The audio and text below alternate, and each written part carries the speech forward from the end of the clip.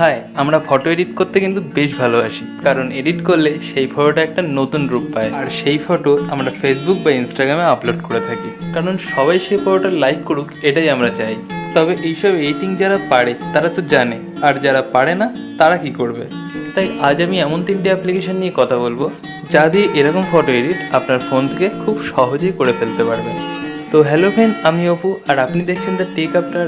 এই চ্যানেলে যদি আপনি নতুন দর্শক হয়ে থাকেন তো প্লিজ চ্যানেলটিকে সাবস্ক্রাইব করুন আর পাশে থাকা বেল আইকনটি প্রেস করুন। আর আপনি যদি অলরেডি সাবস্ক্রাইব করে থাকেন তার জন্য অসংখ্য ধন্যবাদ। তো ভিডিওটি স্কিপ না করে পুরোটা দেখুন, কারণ স্কিপ করলে আপনার বুঝতে একটু অসুবিধা হতে পারে। তাহলে আর বেশি দেরি না করে চলুন শুরু করা যাক।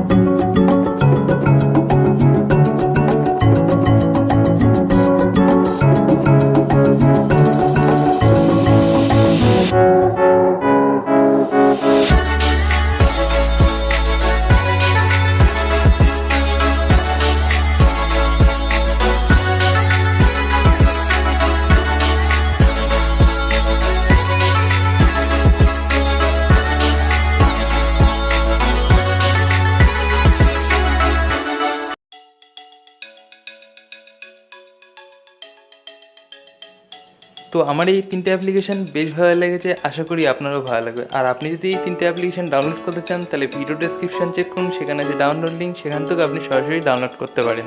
তো আজকের মতো এটুকুই, আশা করি ভিডিওটি ভালো লেগেছে। যদি ভিডিওটি ভালো লাগে তো ভিডিওটি একটা লাইক করবেন, শেয়ার করবেন, কমেন্ট করবেন। আর আপনি যদি এই চ্যানেল নতুন দর্শক হয়ে থাকেন তো প্লিজ চ্যানেলটিকে সাবস্ক্রাইব করবেন আর পাশে থাকা বেল আইকনটি প্রেস করে দেবেন।